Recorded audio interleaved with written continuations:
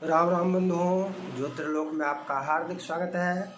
हम वर्तमान समय में जो ये कुछ ऐसी घटनाएं आई हैं, जैसे सोनम हत्यारिन पत्नी, या इसी से संबंधित इसी पक्ष में एक तो हत्यारिन पत्नी वाला आया कि स्वयं पत्नी ने हत्या किया, प्रेमी के साथ मिलकर पति की हत्या किया या सुपारी देकर करवाया। पति की हत्या करने वाली पत्नी है। और दूसरा इसी का स्वरूप जो है वो है ऐसी इतना प्रताड़ित करना पति को कि वो आत्महत्या करने के लिए विवश हो जाए। और ऐसी भी घटनाएं सामने आई हैं, लाइव वीडियो बनाकर, चिट्ठी लिखकर, रिकॉर्डिंग कर, ऐसी अनेकों घटनाएं सामने आई हैं और इस पर भी बहुत बहस चला है। हम भूल जाते हैं, यह पृथक विषय है कि खूब घटना जिस समय जिस दिन हुई उस दिन से 2-3 दिन तक उसी पर मीडिया अटकी रही। उससे आगे पीछे सारी महत्वपूर्ण और भी जो भी जितने भी समाचार महत्वपूर्ण थे सबके सब गायब हो जाते हैं। इस प्रकार की एक घटना सामने आती है तो मीडिया उसी घटना को लेकर, जैसे ये सोनम प्रकरण जो था, राजा रघुवंशी वाली हत्या प्रकरण, तो इस चर्चा को आपने देखा होगा कि लगभग दो दिन या उससे भी अधिक मीडिया को इसके अतिरिक्त अन्य कोई समाचार लग रहा था कि मीडिया का पास है ही नहीं और कुछ है ही नहीं। और तत्पश्चात प्लेन क्रैश हुआ अहमदाबाद में, तो इसमें तो होना चाहिए। हालांकि इसमें भी ऐसा नहीं होना चाहिए कि एकमात्र यही समाचार है, और भी महत्वपूर्ण समाचार होते हैं। इस समाचार के बाद ईरान और इराक, इजराइल और ईरान का जो युद्ध हुआ, तो कुछ चैनल उधर भी आने लगे, लेकिन शेष चैनल यहीं पर इसी प्लेन क्रैश पर ही अटके रहे। तो महत्वपूर्ण घटनाओं को भी त्याग दिया जाता है, अनदेखी कर दी जाती है। कितना भी महत्वपूर्ण हो, इन्हीं घटनाओं पर बस एक ही बात को दोहराते रहते हैं दिन भर, तो ये चलता रहता है। लेकिन हमारी चर्चा का विषय ये नहीं है। हम पिछली चर्चा में पहुँचे थे 2 कारण, अर्थातुराणाम न सुहृन् न बंधो, और दूसरा कामातुराणाम न भयम न लज्जा। तो कामातुरता ये मुख्य कारण है, और इसमें और भी अनेकों विषय आएंगे फिर आगे। पहले अर्थातुराणाम को समझना है। वर्तमान में आर्थिक महाशक्ति बनने की जो होड़ लगी है, और वर्तमान युग को भी अर्थ युग कहा जाता है। कलयुग है लेकिन अर्थ युग भी कहा जाता है। इसमें हम भी भूल गए हैं कि भारत देव भूमि है, साधना भूमि है, भोग भूमि नहीं है। सरकार को तो छोड़ दीजिए, सरकार के लिए शास्त्र ज्ञान है ही नहीं, तो कैसे जाने, कैसे समझें। यहाँ पर धर्म को भी अर्थ का साधन ही बना दिया गया, जबकि यदि विचार करें आध्यात्मिक दृष्टिकोण से तो धनात् धर्म, धर्म के लिए धन है। किंतु कुंभ में देखिए, राम मंदिर को देखिए, यहाँ धर्मात् धन कर दिया गया है। धर्म से आर्थिक विकास, देश का आर्थिक विकास, आर्थिक उन्नति, जीडीपी की वृद्धि धर्म से, उल्टी गंगा बहाई जा रही है। इसी कड़ी में आप अर्थातुराणाम को गंभीरता से समझेंगे कि अर्थातुराणाम न सुहृन् न बंधो। अर्थातुरता कहाँ से आई? सीधी सी बात, पहली बात आई कहाँ से यद्यपि है रहेगा, सबको अर्थ की आवश्यकता होती है और यह आवश्यकता बढ़ती जाती है।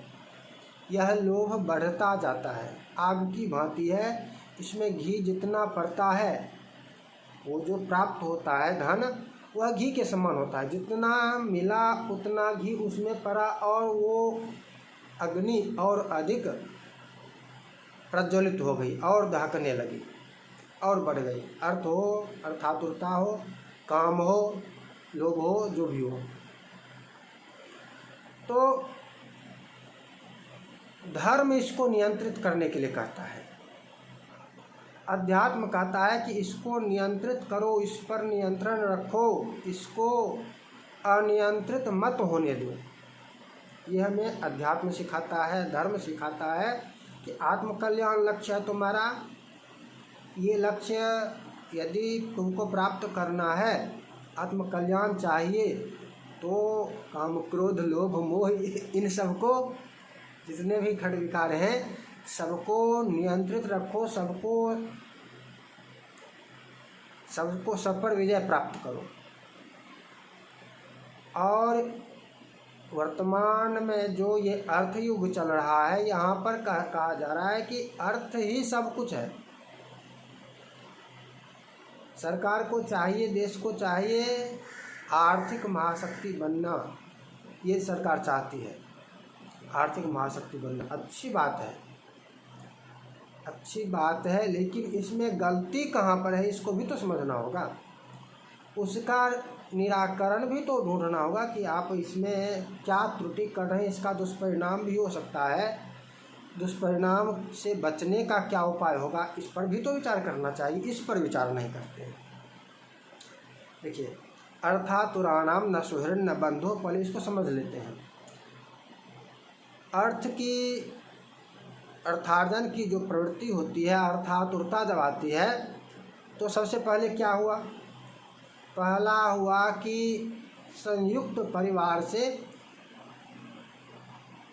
एकल परिवार की ओर अग्रसर हो गए।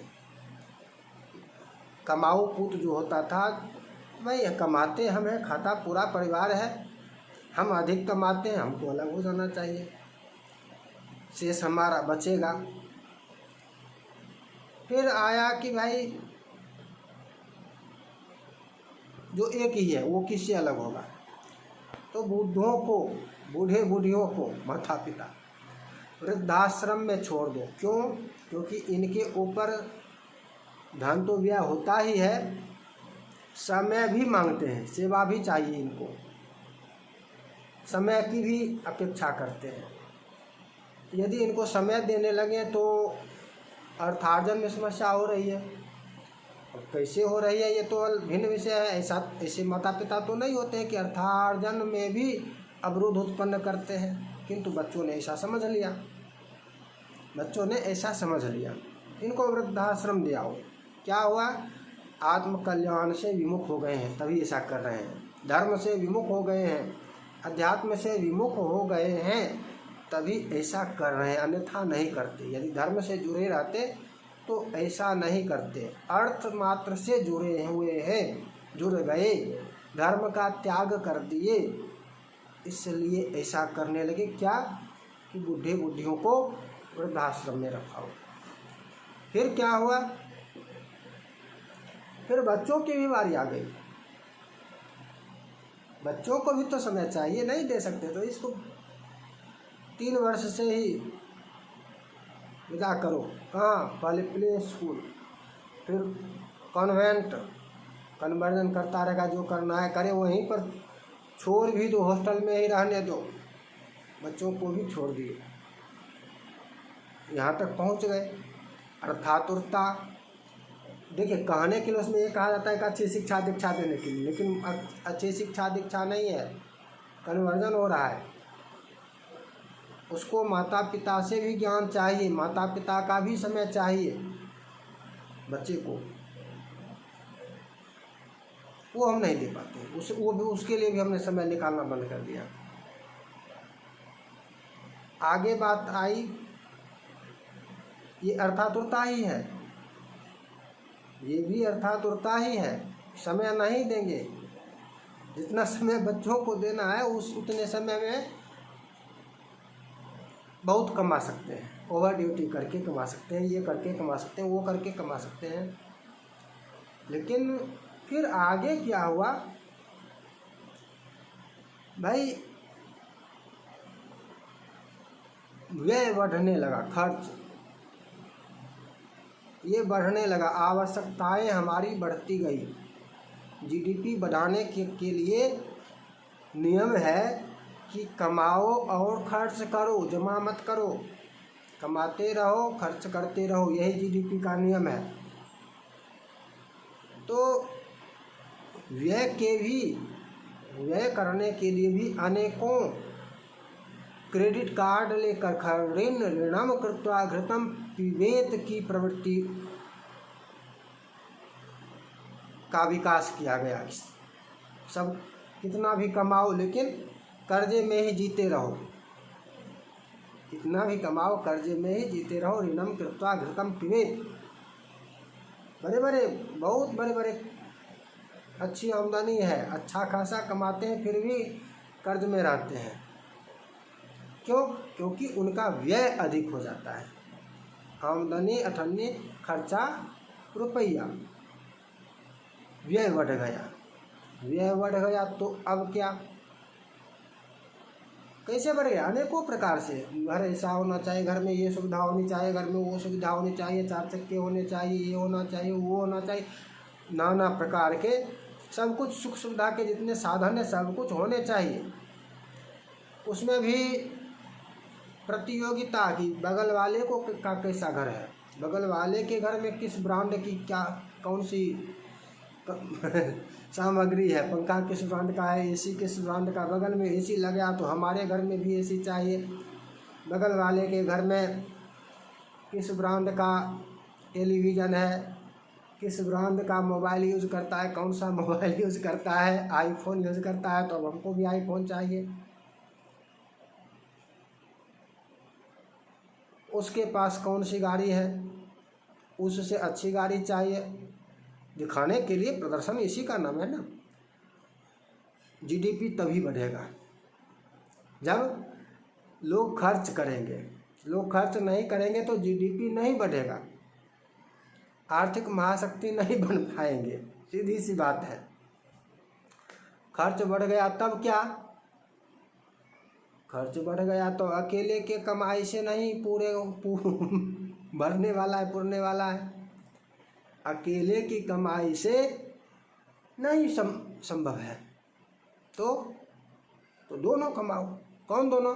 पति पत्नी दोनों कमाओ, दोनों कमाओ तब खर्च पूरा होगा, अन्यथा खर्च पूरा नहीं कर सकते। जीवन शैली को ऐसा बना दिया गया, जीवन शैली को ऐसा बना दिया गया, गांव के लोग किसी प्रकार निर्वाह करते हैं, लेकिन शहरों में जीवन शैली वैसी होनी चाहिए, चाहे उसके लिए जो करना पड़े। सब सुख सुविधा के सब साधन जो हैं वो होने चाहिए, उसके लिए जो करना पड़े करेंगे। सीधी सी बात, सीधी सी लाइन है होगा शहर वालों की, जो करना होगा करेंगे। लूट डकैती हत्या, अच्छा न सुहृद न बंधो, तो सबका त्याग, जब माता पिता का त्याग हो गया, बच्चों का त्याग हो गया, तो और अन्य रिश्तेदारों की बात क्या करें, अन्य संबंधियों की क्या चर्चा करें? अन्य संबंधियों की तो चर्चा ही नहीं है, अन्य बंधु बांधवों की तो चर्चा ही नहीं है। अन्य को तो छोड़कर ही कहीं दूसरे स्थान पर जाते हैं कि कभी विशेष अवसर पर मिला, जुड़े रहने के लिए कि भाई नहीं जाएंगे तो फिर वो भी नहीं आएगा, अन्यथा वो भी जो गांव साफ बिल्कुल छोड़ देना है तो वो भी छोड़ देता है।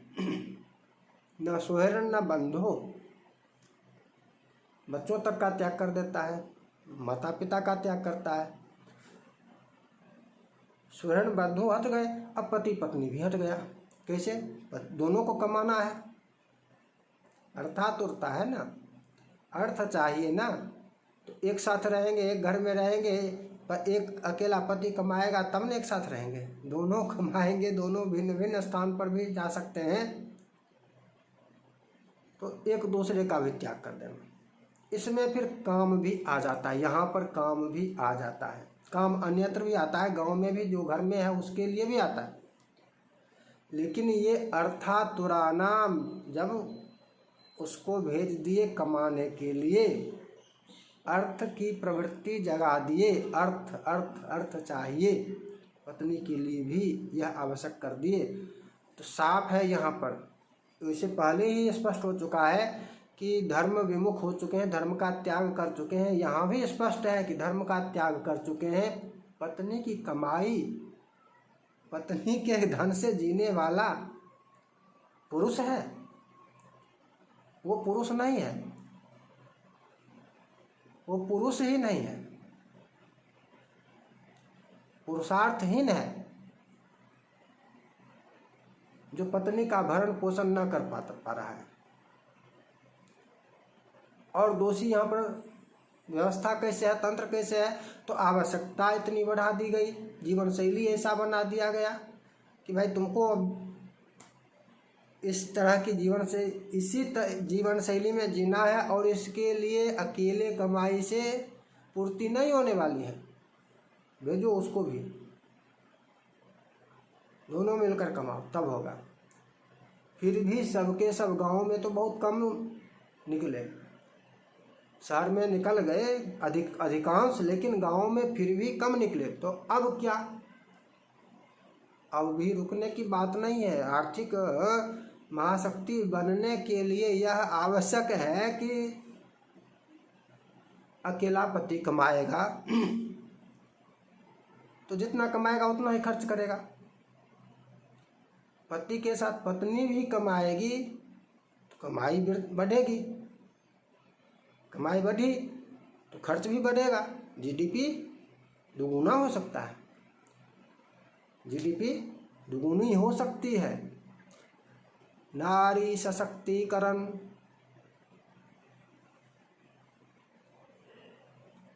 शास्त्र ज्ञान से हीन सरकार, ये धर्म के मामले में जब कभी भी भाजपा सरकार की भी चर्चा होगी तो इसको भी कहा जाएगा कि ये भी भ्रम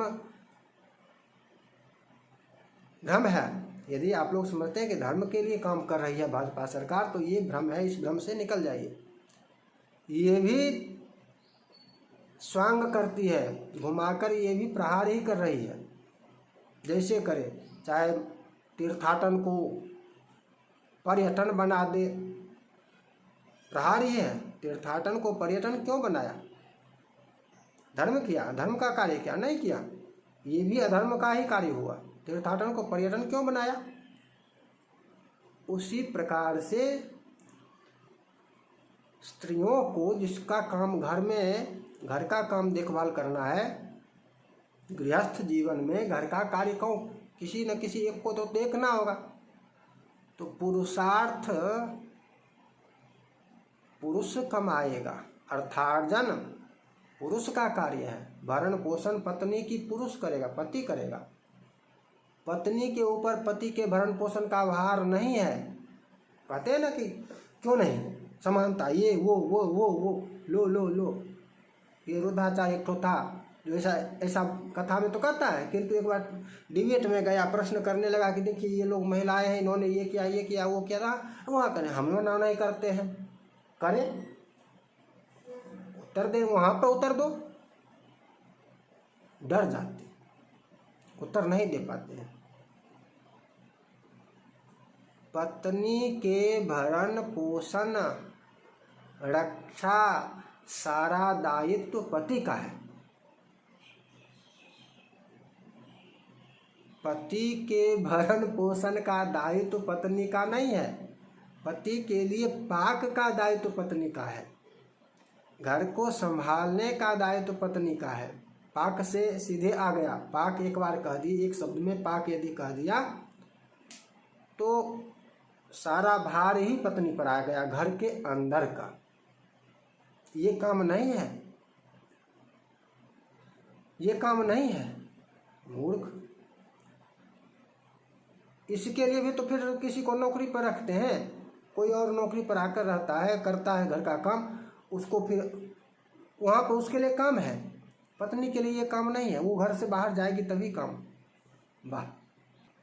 और यही सब है। कहते हैं कि मनुस्मृति स्त्री विरोधी है, धर्मशास्त्र स्त्री विरोधी है। ये नहीं कहते कि मैं धर्म पर नहीं हूँ, मुझे धर्म नहीं चाहिए, ये नहीं कह सकते।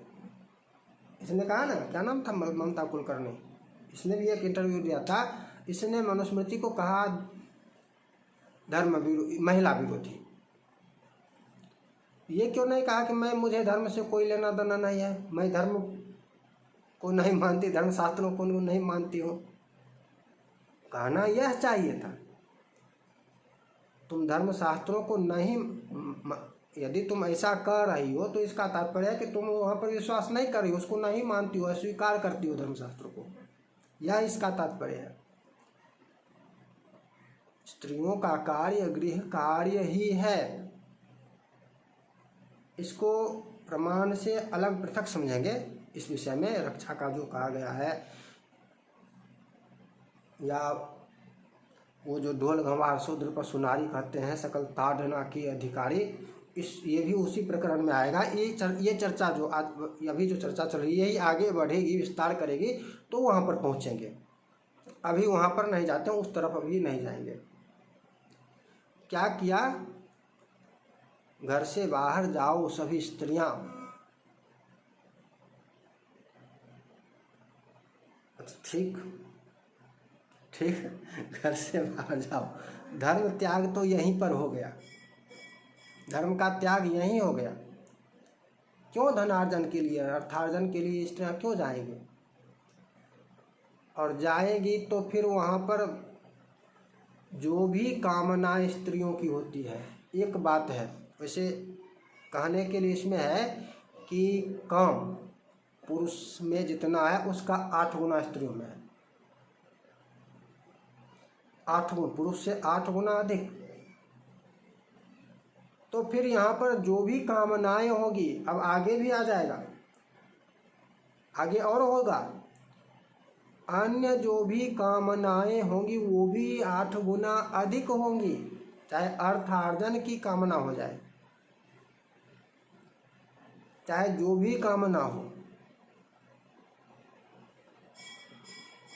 अर्थार्जन की कामना आ गई नारी सशक्तिकरण के नाम पर, तो पुरुष की तुलना में कितना अधिक, 8 गुना अधिक होगा। कैसे होगा फिर कहीं ना कहीं कुछ तो इधर उधर सीधे राह से तो नहीं हो सकता है पूर्ति उसकी, सीधे तो उसकी पूर्ति नहीं हो सकती है। और जीवन शैली का भी ये अंत तो है नहीं। मान लिया जाए पहले बाइक लिया, स्कूटी ली, तो फिर साल 2 वर्ष में 4 चक्के की भी तो इच्छा होगी या नहीं होगी? वो इच्छा बढ़ी, सबका बढ़ता है, सबकी इच्छा होती है, वो बढ़ती ही जाएगी। पहले नॉर्मल सामान्य गाड़ी लिए, फिर आगे जाकर उसमें और वृद्धि होगी, नहीं अब लग्जरी चाहिए, बहुत अच्छा सिस्टम चाहिए जिसमें सब कुछ हो, सारी सुविधा हो, ये सुरक्षा वाली तो हो ही, अन्य बहुत सारी व्यवस्था हो, बहुत सारी सुविधा हो, ये तो बढ़ती जाएगी। इसके लिए क्या, कुछ ना कुछ तो इधर उधर करना होगा, ऐसे थोड़े ना पूर्ति होगी।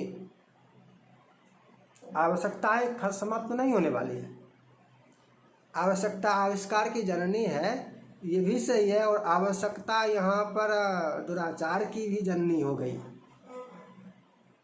यहीं से आवश्यकता दुराचार की भी जननी हो गई, क्योंकि आवश्यकता हमने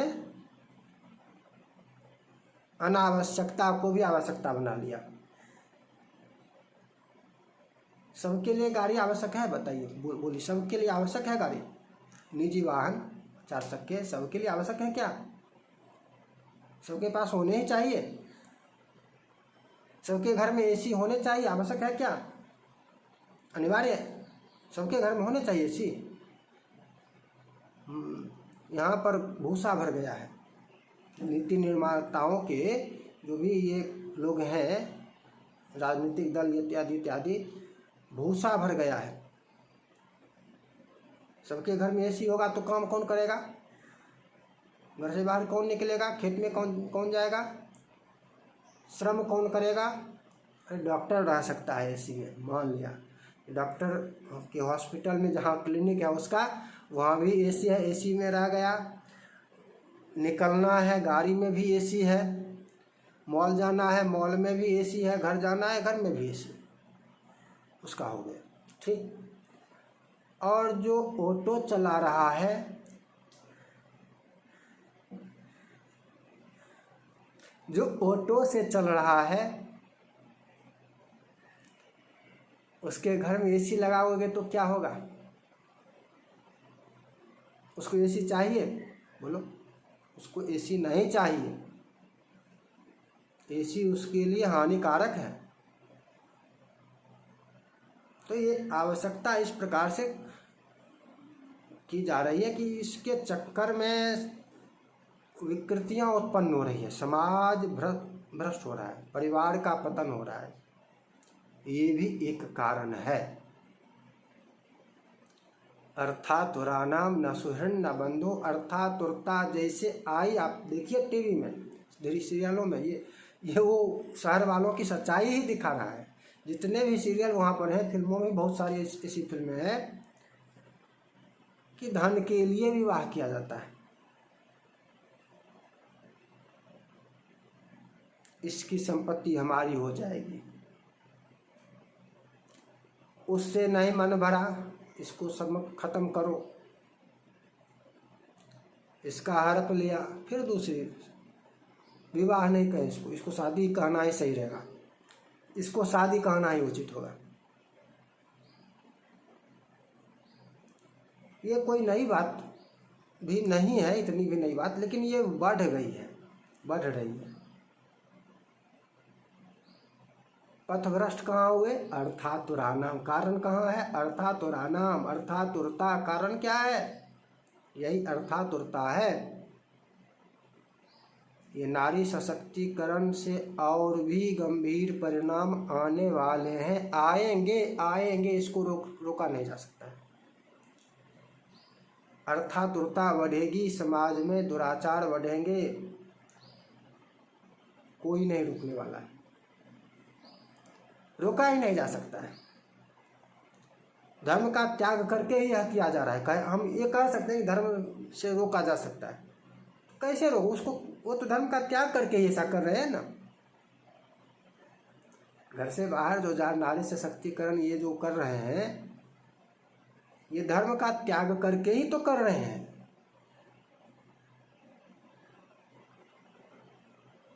बच्चों को खिलाना, भोजन बनाना, घर की देखभाल करना, ये मतलब इसकी निंदा की जाती है कि छोटा सा काम है, छोटा काम है। अरे यही मुख्य काम है, यही धर्म है, इसी में धर्म है। इसका त्याग तुमने कर दिया तो तुमने धर्म का त्याग कर दिया, यही तुम्हारा धर्म है। अर्थ के पीछे गए, धर्म समाप्त। अब उसके लिए धर्म क्या? उसको क्या सुनाना, क्या समझाना, क्या कहें? वो किसी की कथा में जाए, वैसे वो तो जो कहने वाला वो भी तो गवैया नचनिया ही है। ऐसे लोग ही उनको अधिकतर पूजते हैं, वो भी नचनिया गवैया ही है। और क्या हो जाएगा, क्या कहेगा, क्या कहेगा? वो तो डर के कह देगा, कहा ना कि नहीं, करे करे करे, कह दिया। वो जो आया इंटरव्यू देने में चैनल पर, कहते हैं ना वृद्धाचार्य, कथा में कह रहा था कि स्त्रियों को घर का कार्य करना चाहिए। वहाँ इंटरव्यू में कहा कि नहीं, करे। वहाँ पर अंत में घुमा कर आ गया, एक बार दो बार थोड़ा सा टिका, फिर उसको उदाहरण लिया गया, ये गूगल की सीईओ, ये वो वहाँ पर कुछ स्त्रियाँ भी थी, उसने भी कहा यही बात कि एक के खर्चे से, एक पति की आमदनी से घर चलने वाला नहीं है, इसलिए पत्नी को भी ठीक है करो। धर्म का त्याग यहीं पर तुम कर चुकी हो, ये बोलना चाहिए था। जो कहे कि स्त्रियों का कार्य, ये जो घर संभालना जो है छोटा है, उसको जूते से पीटना चाहिए। छोटा कार्य है, यही धर्म है। भोज में आपने देखा होगा चर्चा में कि भोज में सबसे अच्छा, सबसे बड़ा धर्म का काम कौन सा है? जहाँ कहीं चर्चा हुई हो, पत्ता उठाना, जूठे पत्ते को उठाने के कार्य को सबसे बड़ा कार्य कहा जाता है, चर्चा की जाती है जहाँ कहीं भी चर्चा होती है। गांव में यदि आप हैं, गांव में भोज संबंधी चर्चा कहीं हो, वहाँ पर आपको यह बताया जाएगा। घर को संभालना छोटा कार्य है। जो ऐसा बोल रहा है, इससे बड़ा कार्य दूसरा नहीं है। छोटा कार्य वो है जो आपको करने के लिए कहा जा रहा है कि जाओ घर से निकलो, कमाओ, ये है छोटा कार्य। पति का भी अपमान है। क्या अपमान? ये मेरा भरण पोषण नहीं कर रहा है, मेरा पति मेरा भरण पोषण नहीं कर रहा है, इसलिए मैं भी कमाऊंगी। तुम तो पाप कर रही हो, पति को कलंकित कर रही हो, पति को कलंकित कर रही हो। तुम्हारी आवश्यकता ही ऐसी इतनी हो गई कि तुम्हारा भरण पोषण नहीं कर सकता। अपनी आवश्यकताओं को सीमित करो। पति के ऊपर कलंक लगा रही हो कि मेरा पति मेरा भरण पोषण नहीं कर पा रहा है, इसलिए मुझे भी कमाना होगा। तो तुम तो पापिनी हो, उल्टा हो, उल्टा पति को कलंक लगा रही है। ये जो काम करने जाने वाली है, नारी सशक्तिकरण के नाम पर हो या जिस नाम पर हो, सरकार को अच्छा लगे बुरा लगे, अच्छा क्या लगेगा, बुरा ही लगेगा। और मैं ही कह चुका हूँ, मैं भी भाजपा का ही वोटर हूँ अन्य विषय में, लेकिन धर्म से संगत विषय हो तो वहाँ पर चर्चा में हम भाजपा का समर्थन कभी नहीं करते हैं। धर्म विषयक चर्चा में वोट देने में इससे अच्छा कोई दूसरा पार्टी ही नहीं है, तो इसी को देंगे। इससे अच्छी पार्टी हो तो उसको देंगे, इससे अच्छी कोई पार्टी और हो तो उसको देंगे। लेकिन और कोई तो है नहीं, और सब तो इससे भी गई बीती है, और सब तो तुष्टीकरण तक करती थी, देश बर्बाद कर रही थी, और सब तो कोई है ही नहीं। तो राजनीतिक चर्चा में नहीं जाना है, लेकिन आप यदि भाजपा के हैं तो आपको भी ये चर्चा नारी सशक्तिकरण पर जो बोल रहा हूँ, तो आपको इसमें समस्या आपत्ति हो सकती है कि ऐसा मत कहिए, क्या कर रहे हैं, ऐसा नहीं होना है। ये सच है। पति, समझिए, पति का कार्य है भरण पोषण करना, पत्नी का रक्षा करना। यदि अपनी पत्नी का भी भरण पोषण नहीं कर सकते तो विवाह करने का ही अधिकार नहीं है, तो विवाह ही मत करो। और ये पत्नियां जो हम ये करेंगे, वो कुछ विशेष कार्य हैं जो स्त्रियों के ही हैं। जैसे उनको मैं अलग रखूँगा, उनको अलग रखा जाएगा। जैसे प्रसव संबंधी कार्य, प्रसव संबंधी कार्य है ना, स्त्री रोग संबंधी कार्य, स्त्री चिकित्सा कह सकते हैं इसको, इस दूसरे भाव में। ये इस प्रकार से और भी कुछ हो सकते हैं जो अलग रहेंगे। स्त्री महिला कॉलेज यदि हो, महिला कॉलेज, बालिका स्कूल, तो उसमें थोड़ी सी छूट दी जा सकती है, उसमें थोड़ी सी छूट दी जा सकती है। लेकिन उसमें भी तो लिमिट है ना। उसमें पढ़ाना क्या है, उसमें तो फिर पढ़ाया तो वो जा रहा है, छूट कैसे मिलेगा? उसमें भी छूट थोड़ी सी दी जा सकती है, थी कि उसको क्या योग्यता दी जाए, ज्ञान दिया जाए, ज्ञान के साथ घर संभालने की, या जितना छूट है उतने दायरे में रहने की। वो तो ये बनो वो बनो, ये करो वो करो, वो करो ये करो वो करो वो करो, तो सबसे पहले तो तुम पति को कलंकित कर रही हो, जो करने वाली है। सीधी बात है। क्या कलंकित? वही जो कह चुका हूँ पहले, कि ये मेरा पति पुरुष नहीं है, पुरुषार्थ इसमें नहीं है, ये मेरा भरण पोषण नहीं कर रहा है, मुझे भी कमाना होगा। ये मेरा पति जार है, मेरी कमाई खाएगा, मैं इसका प्रतिपालन करती हूँ।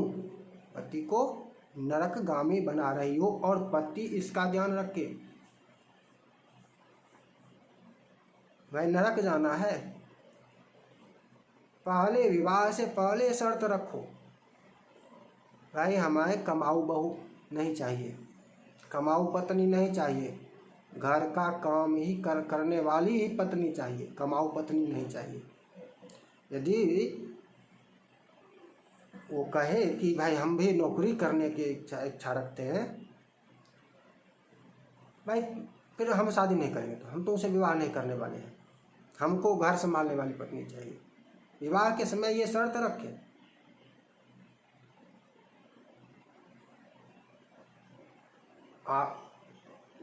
जो मन सो कर रहे हो और फिर धर्म धर्म धर्म कर रहे हो, मैं धर्मात्मा हूँ, मैं धर्मात्मा हूँ, मैं ये हूँ वो हूँ, फिर धर्म मत स्वयं को धर्म है, तब तुम पापी हो। पति पत्नी दोनों प्रायश्चित करते जीवन बीत जाएगा। धर्मात्मा होने का ढोंग मत रचो, दानी धर्मात्मा। वहाँ पर जो बहस था उसमें जो स्त्रियाँ थी वो काम करने वाली थी, कौन सा नौकरी, वो भी सभ्य होने का, सुशील होने का, धर्मात्मा होने का स्वांग रच रही थी। फिर ऐसा मत करो। अर्थातुरानाम, ये अर्थातुरता जो है बढ़ती जाएगी और इसके चक्कर में कुछ भी करते रहोगे। नौकरी से जितना आएगा दुराचार होने पर उससे बहुत अधिक हो जाता है, और अवसर मिलता है सबको, शायद संभवतः ही कोई उससे बचे। सीडी वायरल हुआ था ना, जज बनाना, छोटी मोटी जगहों की बात छोड़ दीजिए, छोटे छोटे कंपनियों की, छोटे छोटे ऑफिसों कार्यालयों की, वकील जज बना रहे थे। वो सिंघवी जो है ना, सीडी वीडियो को यूट्यूब पर फिर दूसरा भी आया था, डिलीट कर दिया गया। सुप्रीम कोर्ट के जज बनने वाले जब ऐसे हो सकते हैं तो औरों की क्या बात करें। वो अब इस पर अधिक और चर्चा करने की आवश्यकता नहीं है। जो समझदार हैं इतने में समझ गए होंगे। पुनः मिलेंगे नई चर्चा के साथ। जय जय श्री राधे।